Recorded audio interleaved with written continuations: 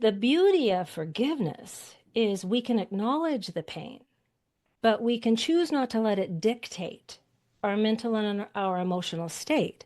Hi,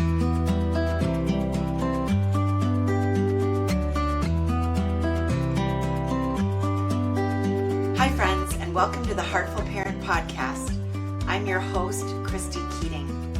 In this podcast, we talk about it all, our parenting, our partnering, and our professional lives, because they are all a part of us, and we were never meant to do this alone.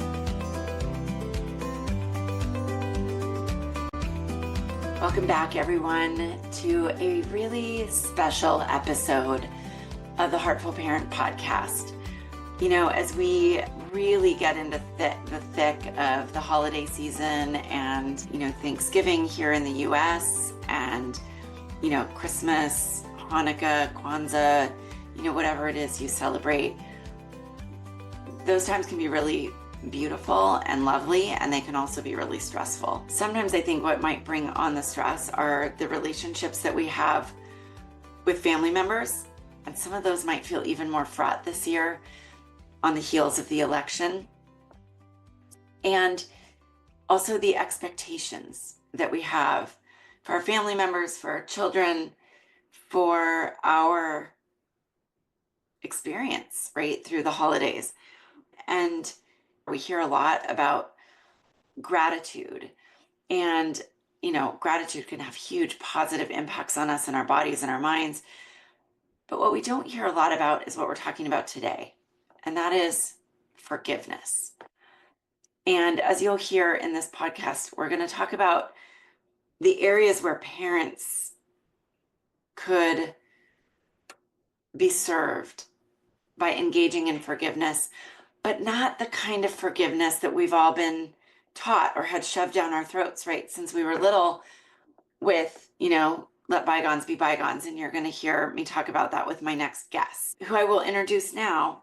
I have known this guest for 6 or 7 years, and she and I connected during COVID. She spoke in a little mini summit that I did. We had met several years before that, but she spoke in a little mini summit, and I don't know what's taken me so long to get her onto the podcast, but I am so thrilled that she is here. So I'm about to introduce you to my friend, my colleague, Brenda Reiss. Brenda is a relationship mentor and a forgiveness coach who guides women to discover where harboring resentments can sabotage their personal and business lives, limiting their ability to achieve their goals and dreams. Through simple processes, her clients find peace and clarity and the ability to show up whole and empowered in all areas of their lives. Brenda is the host of the podcast Forgive Yourself, a place to turn your pain into peace, and the author of 2 books, Forgive Yourself and Journey to Your Heart Space, that you can find on Amazon and on her website.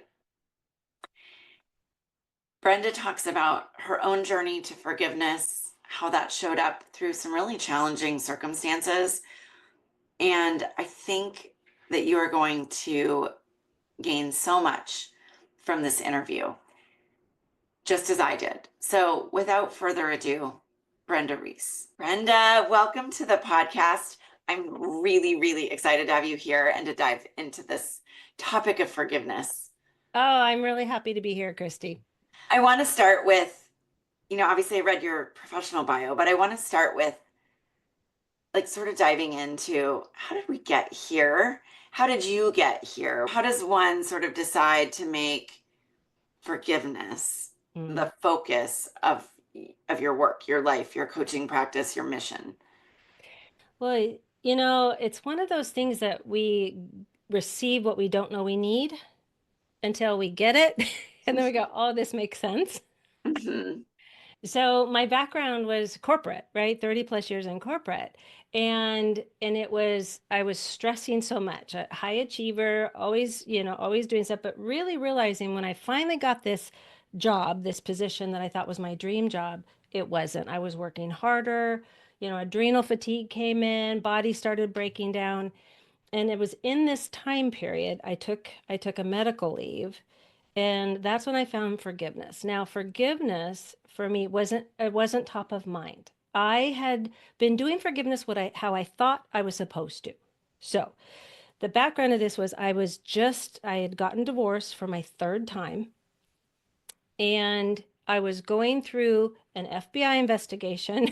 I was going through all these things that some choices that I had made in that marriage because I was a high functioning codependent.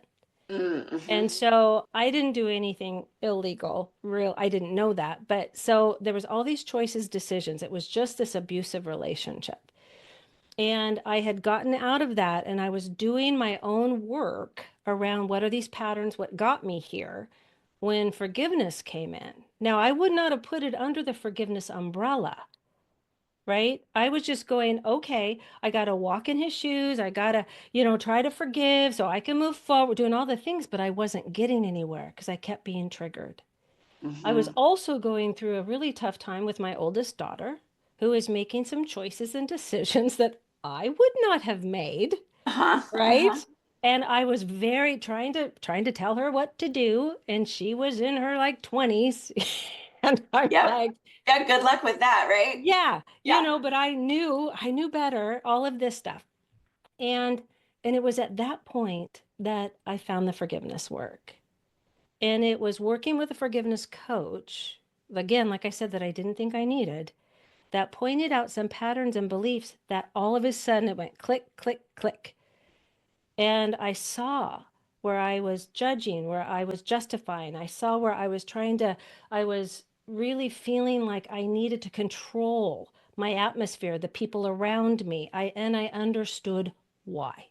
Uh-huh. And before years of therapy, even though that was helpful, it didn't connect the dots like this did. Okay. And so that's where I went, sign me up. People need to know what this is about Yeah. because it helped me so much, my mind and my body. That was the ticket. Because then I could do the healing work, and then I could just start to heal also the way I was looking at it. It shifted my perception around how I was living my life. And Mm-hmm. that's what brought the peace and the ease because I was in emotional pain, Yeah. like we all are. Yes. I mean, that's unfortunately part of the human experience, right? Yes, it is. Not something any of us get through life without. No, Yeah. Yeah. no, but it can, but we can ease it. This is what I found with this type of work. It doesn't have to be so painful because we can make a connection. We can do the work around that and we can bring some peace into so that we don't have to feel the pain Yeah. as strongly. I don't think I've ever met anyone who would say, yeah, I don't want more peace in my life, right? That's just not a thing. No, Just, yeah, I don't need that. yeah, nah, that doesn't feel good, right? Yeah. So tell me a little bit about like when we're talking about forgiveness Yeah. as a big, sort of this big topic. Because you said like you've been sort of trying to put yourself in your ex-husband's shoes and like, sort of Mhm. trying to like do this on your own and kind of walk this path of letting it go or forgiving him and you kept getting triggered. So what's the difference between like that kind of forgiveness, right? The one sort of self-administered, Yeah, I guess, the kind that most of us kind of think of when we think of forgiveness, correct. and what you eventually uncovered in the work that you did. Yeah, so the difference is I was living somebody else's definition of forgiveness. Mm, That's it. We are all brought up with somebody else's definition of forgiveness.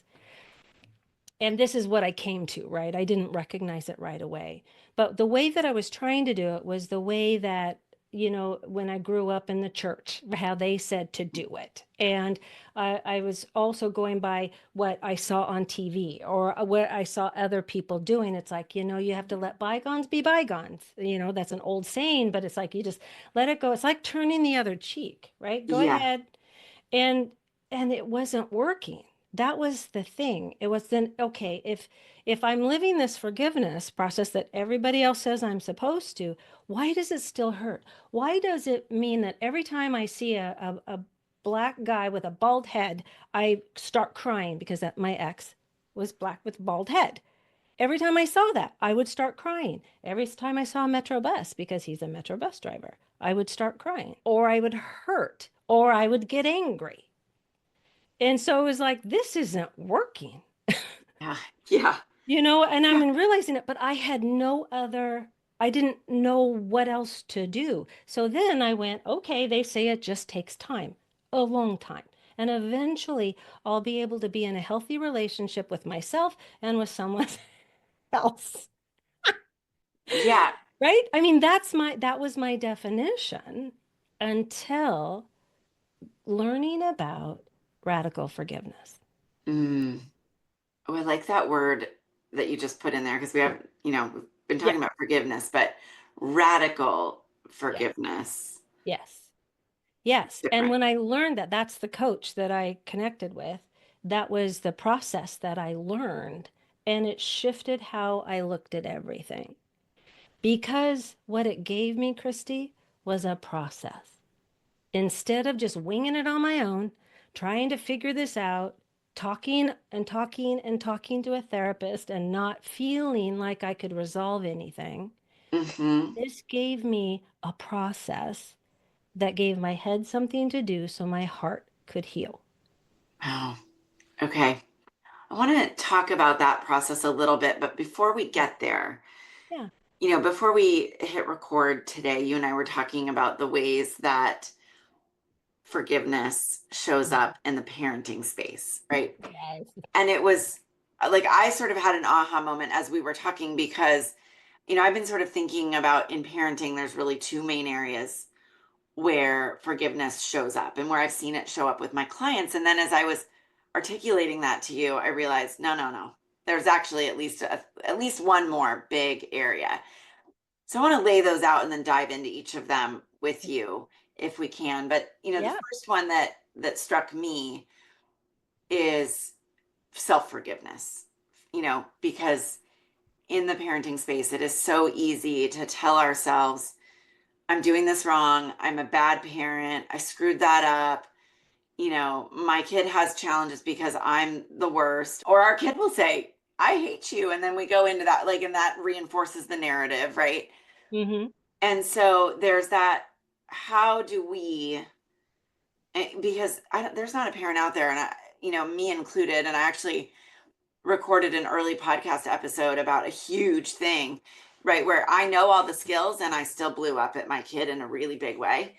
Um, like we all make these mistakes, right? So how do we move through that and forgive ourselves? So that's sort of space number one. Space number two that I feel like comes up a lot with my clients and folks who reach out to me is really addressing trauma from childhood, right? Where and even if it doesn't rise to the level of capital T trauma, right? Little t trauma, where many of us had a parent or parents who were not able to give us what we needed for any number of Mm-hmm. reasons, and who, maybe we didn't feel unconditionally loved, or there was capital T trauma, right? Abuse and the like, or an alcoholic parent or whatever, right? All of those things. And so how do we forgive that so that we can parent better? Yep. And then the third area that really struck me as I was chatting with you is the number of parents who also need to forgive their children Mm-hmm. because when we have these little babies, right, however they come to us, birth, adoption, whatever it is, we have a vision for our parenting journey. We have a vision for who they will be.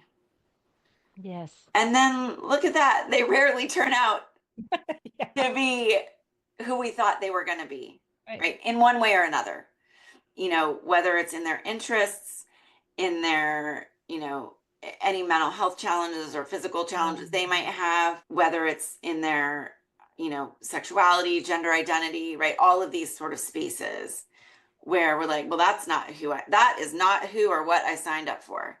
And then resentment towards our kids can build, which then makes us feel bad. And then we go into that narrative. We circle right back to the first space we were just talking about, right? Right. Self-forgiveness. Yeah. So I'd love to talk about all of those kind of spaces. Let's start with that self-forgiveness, because Yeah. that one seems to me the most important, because if we can forgive ourselves, those other spaces maybe get easier. Well, it does. Well, I'm going to say it this way. Sometimes it's easier to look at ourselves first, but a lot of times it's easier to start outside of ourselves. Mm, And the reason why I usually start outside of ourselves with my clients is because in my head, I've got the judge, the jury, the defendant, the prosecutor, all of the people yakking at me at the same time, and I don't know who's forgiving who. um, Okay. So, yep. because we've got the narratives, we've got the programming, or what I'm calling programming, we've got what our childhood has brought in that we Mhm, haven't addressed yet a lot of times. And we've mhm, got what we're supposed to be doing or what everybody else is doing. And then we've got our own feelings too. So sometimes that's too hard to start with. that makes Okay. sense. That makes sense to me. Because self forgiveness is about accepting our own mistakes, our own judgments, ourselves without condemnation. Okay, who can do that right off the bat? Yeah, but That, not many. no, because that's what got me to the place of forgiveness was all of the beating myself up, the narratives, all of that, especially with my daughter, right? Mhm, So, and being the bad parent and thinking I'm messing up no matter what was going on. But it also, what happens in our relationships with our spouses, our children, with anything, I'm bringing in all the baggage. Okay. right. I'm bringing this in. So that's where the expectations happen. An expectation is a resentment waiting to happen. Yeah. Okay, can you say that again? Because that's Yep. An expectation is a resentment waiting to happen. wow. So I'm kind of blurring the three of these categories together for a second because when we as parents have an idea of what our children should do, it's usually because we lacked something. Mm, Right? So that ties in this childhood. I didn't get as much love, so I'm going to shower this child with love and suffocate them. Or I wasn't able to do all these sports, so I'm going to push these kids to do sports. Or, things like that, that there is some sort of lack, there's some sort of an unmet need within me that I am projecting onto my child. like, I don't know if folks listening right now are having the same experience that I am, but I'm like, ooh, I know. ooh, that hits, right? That Yes. hits. Yeah. And I had to look at that with my oldest daughter. And it took until I was doing the forgiveness work because I was trying hard to have her see the light. Yeah. have her have her make these different choices because she was in relationships I wasn't agreeing with. She was drinking, she tried drugs for a while. She was raising my granddaughter and I'm like, "Oh my God." So I was telling her what I had expectations. Yes. I mean, reasonably, like, right, that seems like, Right. of course you would. Yeah. Right. And she had been like that all of her life. Raising her was a challenge because we had the ADHD, later diagnosed with bipolar. I didn't know it at the time. Hmm. Right. And so, but just a challenge in, running away and all these things that I wasn't expecting, things I didn't do. And so it was a very much of a challenge. So we'll back it up to the first category of self forgiveness. When I can recognize that self forgiveness is about accepting me, my own mistakes, without judgment and self condemnation, I get to look at, which is the second one, where I get to look at my childhood. Hmm. I have to. Why am I projecting an unmet need onto my child? It's because I'm lacking something back here. There are, and this I'm not sure about your audience, but if they've done inner child work, if they've done aspects of themselves work, we know there's woundedness in there. Yeah. We do. And our first job as a parent is to take care of ourselves. Recognize the narrative. Whose voice? Who is this that's talking? Am I trying so hard not to be my parents that I'm ending up being more like them? Yeah. Right? And so, or am I like my parents and I'm hating myself for it? Right. And Right. so it's looking at, because this is what I do with all the clients, to get to self-forgiveness, we get to look at where did this start. I don't believe that we heal the symptoms, because how I act, react, respond is a symptom. Right. I We got have to to go go to the under. root. Yep, got to go Yep. to the root. And so when I go to the root, which you're very familiar with, is like there is something in there. So I can hear the story about, and I'll ask questions just like you do with coaching, because that's what Mhm. we do. Yeah. And then the beauty that I get to do is all of a sudden I'll go, that's it. We connect the dots and then we can work on that, whoever that is. And it always starts with a forgiveness list. So to get to self forgiveness, right, I'm going to list all these people I'm irritated at, including myself. And Hmm. I'm going to see what the connections are, because that tells me, oh, there's the root. Interesting. Yeah. So that's how we kind of combine all three of those areas in the sense of, ooh, we can work on whatever happened before that's probably coming up now. Because as you and I both know, the older we get, the more layers come up of something I thought I had already worked on. Yes. Yes. Right? It's a guarantee. The older I get, it's like, wait, I already worked on that. My clients say that all the time. Why is this coming up again? And it's like, well, it's Yep. another layer. It's just as we move forward in our journeys, especially if people are working with you or with me, they are wanting to clear this and heal this. They're wanting to move forward a little lighter and a little more peaceful. Hmm. Well, there's an awareness there. You know, they're very conscious of what they want to do and be. Yes. I, it was so good. And there's just like sort of my brain is pinging all over the place because, there's so much to unpack there. But this idea that many of us think, oh, I've worked on that. Yeah. Right. To then have it come back up, I think can feel so unfair. Wait, I right. Wait a minute. What? Yeah. It can definitely feel unfair. And that's where this is where we shift our perception. So it's this is the beauty about when I was learning the forgiveness work. It was how he described it as doing this process changes your energy and shifts your perception. It doesn't mean something wrong didn't happen. It doesn't mean I didn't yell at my child, or it Right. doesn't mean that my parents weren't abusive to me because I grew up that way also. Right. It didn't mean that I wasn't abandoned. I didn't feel rejected. It doesn't mean that. But it means that I can take control right here, right now, over what I am going to do with that. Mm. That's where it feels so powerful because That's the power. yeah, and I think that's maybe something that sort of those traditional ways of thinking about forgiveness Yep. maybe do us a disservice because you said earlier one of the like it's a common saying in our culture like let bygones be bygones, Right. right? Yep. And I know for me at various points there's a little bit of I don't want to let that go or I can't like I can't just forget that that happened. No. And you won't forget. So this is the other thing. This is the myth. Oh, just forgive and forget. No. Yes, that's No, no, no, another no, common no. one, right? We're not going to do that. We are not. Because I don't know about you, but I've got a processor up here that remembers every single thing in my head, remembers everything. The beauty of forgiveness is we can acknowledge the pain, but we can choose not to let it dictate. our mental and our emotional state.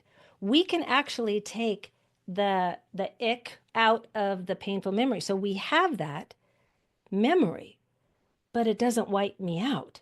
It doesn't, I don't carry this resentment and anger moving forward, which a lot of people do.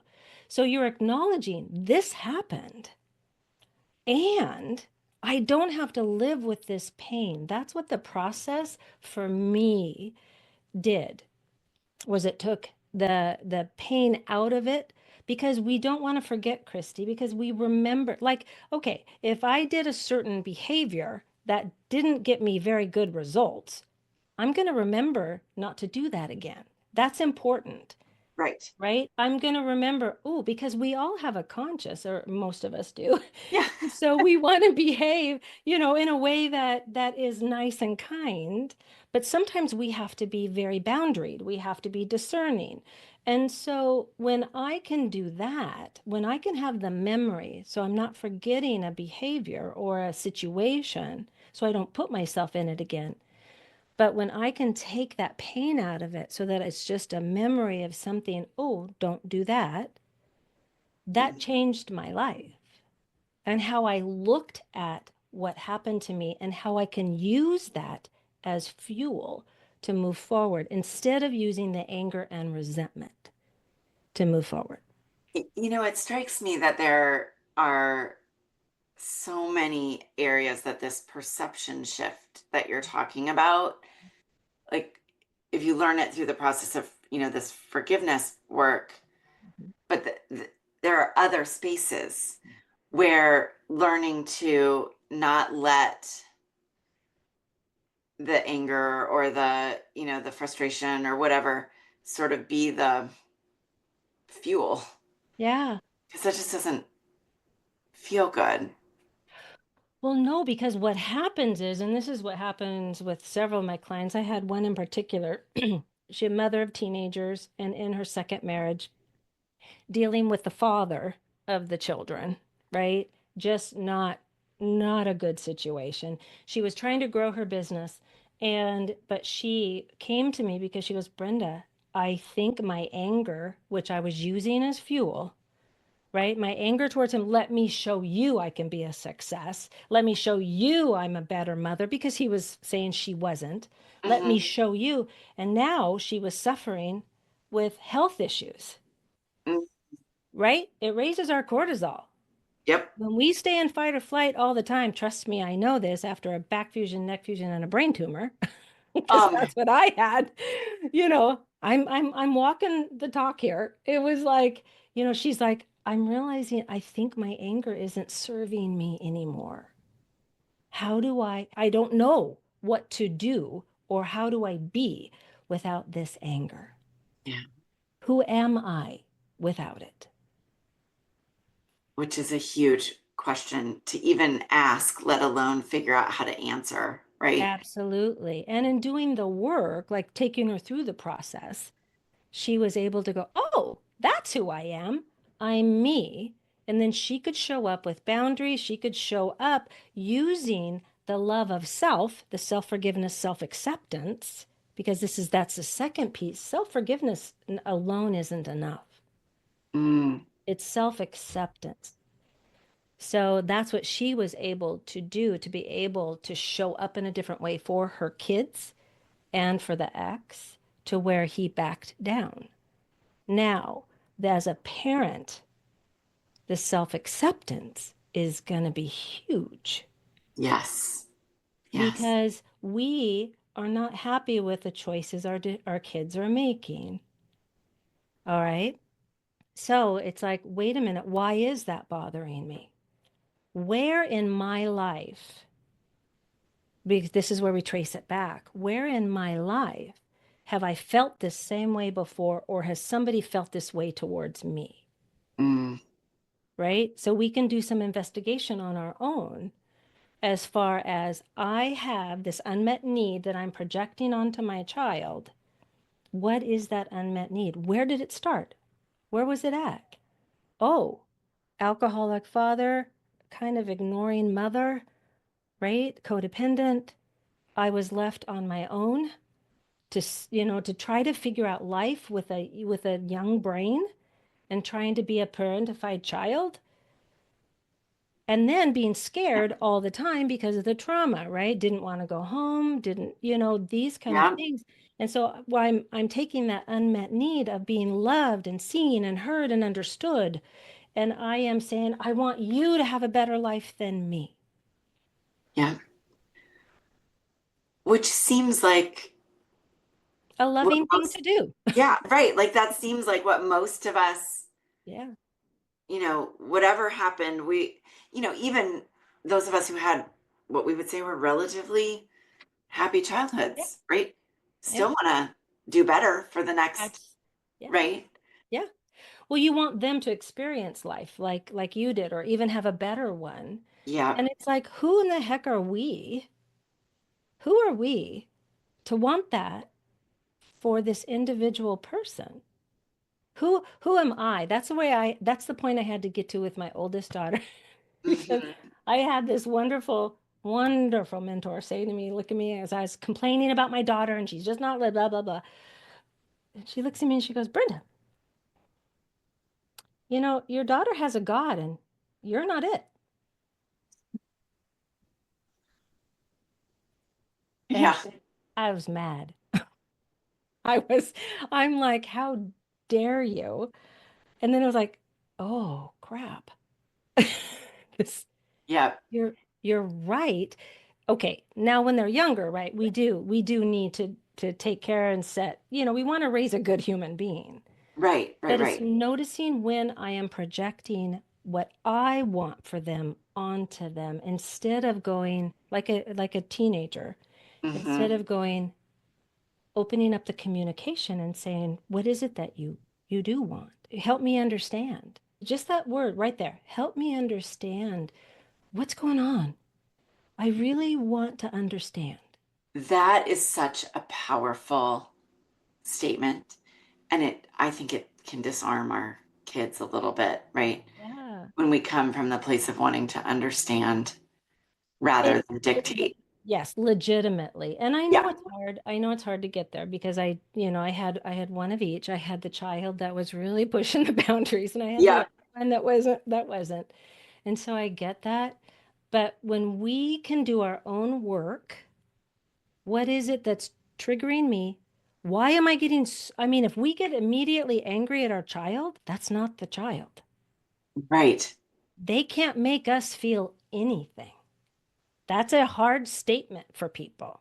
It is a really hard statement. And, I've talked about this with clients that, if, and I think Dr. Shafali Sabari talks about this in her book about conscious parenting, where, if my child, let's say, spills milk, Yeah. right? And I'm super triggered by that. And I'm like, you made me mad, right? Yeah. But if my husband can watch my child spill milk and be like, yeah, whatever, no big deal. That was like thinking about it that way was how I realized it's not about what my child does. Yeah. It's about me, because if two people can watch the same thing and not have the same response, Yes. then it means it's internal, not external. Yes. Absolutely. There's little clues like that, right? Like if I'm really upset that they're not doing the way I want it to, again, bring it back. Just bring it back. Take a moment. I mean, you're the parenting expert, so you know better than I do. But it's like self-forgiveness is so important because if we yell at our kid, that's okay. We can apologize. Mhm. It takes vulnerability and it takes some courage to say, I messed up and I'm going to work on this myself. Right. And then they're learning something valuable from that. Yeah. If we can teach ourselves self-forgiveness, just think how our kids are going to benefit from this. I talk a lot about the idea that I think we can change the world. I think we can create world peace through our parenting, right? Yes. I really, really believe that. And that what you are just describing is such a huge piece of that, right? If we can give them the gift of Yeah. learning self-forgiveness. And as you said, the second piece of that, which is self-acceptance. Yeah. Right. With this idea of self-forgiveness, you said Mhm. you often have people start outside themselves, which makes sense because getting really self-reflective is hard. It's It hard. is. It's really It hard is. work. Mhm. Um, but I know, and you've probably touched on these little pieces here and there, but just to kind of lay them out in a way that listeners can really follow. You teach 5 steps that people can take Mhm. to get to this point of self-forgiveness. Can you Yes. talk about those a little bit? Yeah. So, in a general sense, because the steps that I use in the radical forgiveness, there's 5 steps there. I'll briefly tell those and then I'll give a general way to start for self-forgiveness. Because radical forgiveness takes you through telling the story, feeling the feelings, right? Collapsing the story, which is separating the fact from the suffering, right? Mm, And then reframing the story so that we can see it different, shifting the perception. And then there's integration. There's something that people don't talk about a lot. When you're doing this inner work, you have to have integration time. You've got to, because when we're doing the inner work, like when people are coaching with you, they're getting ahas, they're moving things out, their ideas. So we're moving things out, but what do I want to replace it with? yeah. That's the integration piece. So that's what I walk people through. Now, something we can do right now to embrace a forgiveness in a gentler way, like in just to kind of play with it, is the first thing, like we talked about before, was acknowledge the pain. When we can recognize and validate the hurt, right? Then it's like our kids. What do they want? Like mommy, mommy, mommy. They want attention. Our pain wants attention. Hmm. And when we can allow that and not deny it, it is actually right there. The awareness of that is 90% of our healing, if we can do that. And then the other thing that we want to do is understand, bring empathy for ourselves, compassion for ourselves. Okay, because a lot of us, yeah, we kind of dismiss and minimize what we went through. Oh, 100%. Yeah, 100%. Many people yeah. do that. Yeah, So yeah. instead of walking in the other person's shoes, because that'll happen later for self forgiveness, let me walk in my own shoes. Mm, Let me empathize. Let me see. Oh, let me acknowledge. It's like acknowledging the hurt, but let me be empathetic and compassionate, just kind to myself around what I went through. Really acknowledge it, yeah. right? I think there are so many people that that tend to just go, no, no, no, that's not the issue, right? Like, not that, not that, Right. right? But you're acknowledging the unmet need by Mhm, doing that. And mhm. until we acknowledge our own hurt, our own unmet need, and our expectations, we can't do anything. We're going to walk around with the resentment and the anger because things aren't going our way, but we're not healing the burning coal that's sitting in our belly, Yeah, right? And then the third thing is we can make a decision. Forgiveness is a choice. That's a hard one, yeah. but we can choose to forgive or not to forgive. We have a choice. There's a lot of stories out there where people are talking about I will never forgive my mother. There's books on it, and they talk about that. And then they go on. Some people are able to go on without going through a forgiveness process, and they say they're living a good life. I don't know that for sure, but that's what they say. Mhm. For me, forgiveness is a choice. And I want to say a caveat here, there's a time to forgive and a time not to forgive. When we're Okay. talking about others, if the hurt just happened, you can't jump to forgiveness. You need to acknowledge your feelings. You need to be able to move through those to get to where you can see the unmet need or whatever happened. Mhm. Okay. Okay. For self forgiveness, though, there's a choice. Instead of continually beating ourselves up, there's going to come a point where we have to go, I'm done with this. right? I'm done with this. Let me bring in some compassion for myself. There's a choice we can make because that's what brings in the peace Yeah. and the power. I'm making a choice. Which having a choice to make and then actually exercising that choice is empowering, It, right? And in fact, like I mean, I talk to parents about this with our kids. They need to be able to have choices and have some yes. ability to sort of determine their own outcome because that feels empowering to them. But then it's funny because, you know, we're maybe not so good at realizing we also have a choice. Exactly. Right. And when we look at the choice piece, that makes a difference. When you, it's kind of like I encourage people, okay, I want you to look at forgiveness, your own definition. Where did you learn forgiveness from first? And then what do you think forgiveness is for you? The same thing as choice. What does choice mean for you? Because I can't expect my child to make a choice unless I understand the choice. Like it doesn't have to go all my way. I want to open myself up to understanding that choice, Yeah. right? Yeah. As you're talking, and I'm like, am I slow on the uptake or am I just, but as you're saying this, I'm like, okay, wait. So when we look at everything you've just talked about, Yeah.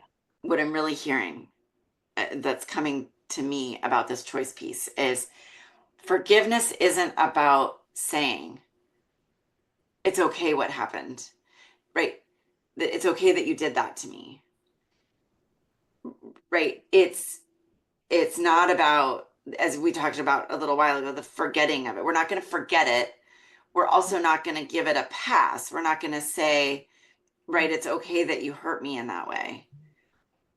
What it's about is deciding for ourselves the energy that we're going to give to it and how we're going to move forward. Am I getting this? Yep. Oh, you're totally getting it because that's like the fifth one is being able to focus on the present and the future. How do I want to move forward? But before that, we got to let go of the resentment, Mhm. right? And so when we're looking at this, when we're making a choice or decision to forgive, you're also making a choice to release this, to let go of this resentment. Because when we understand that the anger and the bitterness can keep us tied down, it's like, it's like cement feet. Yeah. Anger and resentment does havoc on our bodies, our immune systems, our brain. It actually kills brain cells. But by letting go of this, you're freeing up your emotional space, your mental space, and it brings in some peace. So when we can do that, when we can make a choice, when we can look at, I'm willing, and this is a key word in forgiveness, willingness. I am willing to be willing to forgive this person or to forgive myself or to forgive my child. Mhm. I'm willing to be willing to look at this differently. Then that brings me right here to the present, which you just said. So now, that's the fifth part, is now I can focus on the present and I can start making steps to the future. How am I going to respond to that instead of react, right? And I'm shifting away from these past hurts towards being present. Because what has been determined when I'm holding anger and resentment, I'm all in the past. Yeah. But then I can future trip too. I can like just jump. I'd rather have it be this way. And Right. we're bypassing the whole present moment thing, Right. right? You Right. know? Yeah. And it's here in this moment that I'm creating the space for joy, for peace, for some sort of for creativity, for manifesting, for creating a beautiful relationship with another person, with myself, with my child, with whoever. Yeah. It's in this moment, and kids are very much this way. So a question that is coming to my mind, I mean, obviously not with our children, not with our children, but as we go through this process of forgiveness, Mhm. that doesn't require us to have an ongoing relationship with the person who we've forgiven, right? We Absolutely. can set a boundary and say, I I'm choosing to move into a space of forgiveness, but it still doesn't serve me to have you, Right. friend, former partner, parent, whoever it might be, in our lives. Very good. Yes. There is no need for reconciliation if it is harmful to do so, or if you just choose that you don't want to have a relationship with them. Now, reconciliation is important if we want an ongoing relationship, right? So, if Yeah. we want one of those, forgiveness is important in that reconciliation to work with the person. Forgiveness works regardless, whether they're dead, whether they're alive, whether you put up a boundary and say, you know what? No, I can go ahead and do this forgiveness work on the person and myself, and I don't have to be in relationship with them. I did that on my mother who had already died. I did that Hmm. on my father, and then I was able to do it on a couple exes because I have a few, a Yeah. couple of them without even being in relationship with them, Yeah. where I felt the peace because it's not about them. That's the thing, right? It's not, and that's where, to circle us all the way back to the beginning, these traditional ways of thinking about forgiveness, right? Forgive and forget, let bygones be bygones, to me really imply an ongoing relationship with Yes. this person. Yep. And you're saying that's that's separate unless reconciliation is desired, right? Correct. Yeah. Absolutely. Yeah, because that's the beauty of this is a lot of us are taught that, that we have to be in relationship with the person. Well, it's not healthy a lot of times. And I'm not saying throw the relationship away just because, Right. right? Right. Because sometimes we can be in especially I'm going to say with our parents or with our kids, Yes. right? Sometimes our older kids it's hard. Or sometimes they're like not wanting to be in relationship with us as parents. And so we don't have to be in that relationship to do the work. And I worked with a woman about that. She was estranged. Her child, who was 26 or 27, just cut her off because of her feelings about her childhood. And she was so distraught, my client. And she's just like, what do I do this? Well, we did the forgiveness work around her relationship with her mother, Mm, which gave her the compassion for the relationship with her daughter. So then that she felt like, oh, here is what I thought I did wrong. I can apologize for that. And then I can let this relationship go and let my daughter, come to me when she's ready. And that was a whole different way of viewing it yeah. than before, where she was just ridden with guilt and shame. Yeah. As we come to an end, another question that's kind of popping into my mind is, you described some of the impacts that, like the increased levels of cortisol and the anger Mhm. and the resentment and all of that can have on us.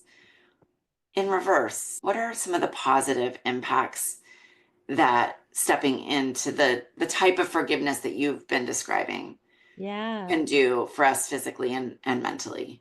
Well, absolutely. So, what I've noticed for myself and my clients, actually, what I hear first is I feel lighter. I can make more decisions.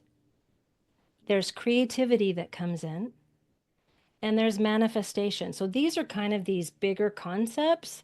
But because of that, because of just the simple physiological, right? Because all of the studies, like Stanford Forgiveness Project, the studies that they've done, Mayo Clinic, all these different studies, MIT, they've done these studies on forgiveness, and it decreases depression and anxiety, it increases happiness and motivation, it decreases the illnesses, heart issues, and it increases the ability, like I said earlier, to be creative, to be motivated, to make decisions. So there's a physiological, then there's a mental health part of it, which when we decrease the cortisol, the fight or flight, our bodies can relax and do what they're meant to do, which is when I feel an emotion, I should be able to have that emotion flow through me within a couple minutes. not hold on for hours, days, and months. Mm, That's what I've noticed for myself. I can move through an anger or sadness or grief quicker now than I could before. wow. I'm It, like sitting here trying to imagine I know.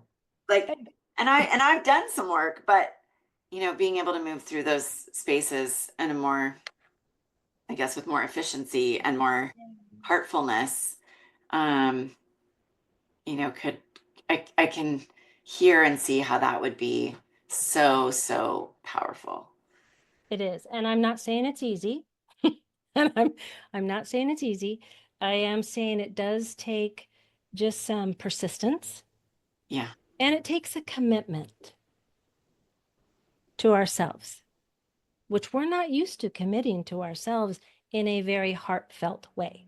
right, right. Right? We're very good used to committing to I got to do. Yep. We're not used to being committed to wait a second, how do I feel about this? Yeah.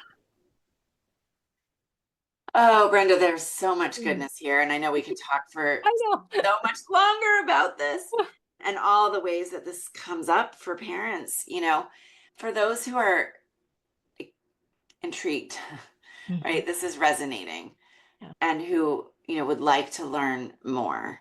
Yes.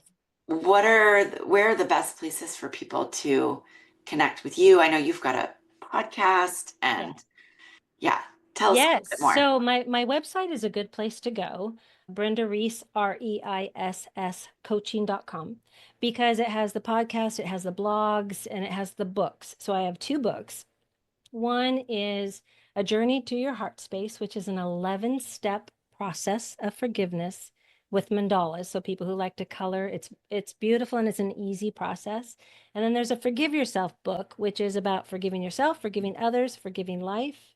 And I've added a new chapter. So there's a new edition out about forgiveness for growth that's in there now. Mhm. So all of that is on my website. And then they can find me at Brenda Reiss Coaching on Instagram or Facebook. Oh, I love it. I love it. And we will make sure all of those links, as well as, pointing people to the books that I can see that are sitting right behind you. We will Yes. make sure that people know exactly where they can get those because I think in any, in any parenting journey, there is a need There is. for forgiveness, regardless of your childhood, regardless of how quote unquote perfect your child is. Right. And And to be easy on ourselves. That's what I yeah, want to say is just be easy on yourself.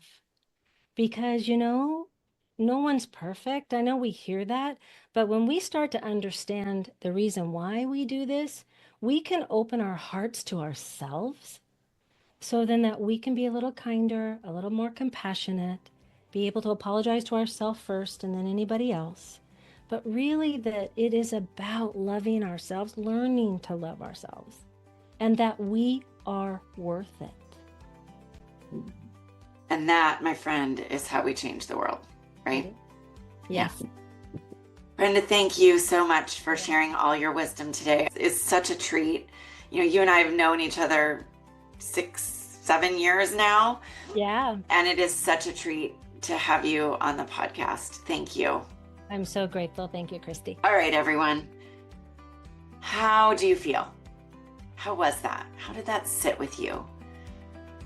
I know for me, as I listened to Brenda speak, and I've heard her speak before, but it really opened up some spaces or some ways of thinking about forgiveness that I hadn't explored before. And I really, really loved it. And I find myself wanting to sit and think on that for a while, think on some of the things that she shared. If you are, having that same experience, take a moment if you can to pause, to digest, to integrate, she used that word, some of what she talked about today, so that maybe this is a space, we can all enter as we, plod forward into 2025 and all that will bring for each of us. If you would like to connect with Brenda, and I hope that you will, she sends out a wonderful blog with heartful wisdom She has a fabulous podcast. The links for all of that, her books, her podcast, her website, all of that will be in the show notes, so you can find it there. I encourage you to explore that and to at least consider stepping into your own heartful journey to forgiveness. On that note, have a fabulous week. I'll see you back here next week. Cheers, everyone.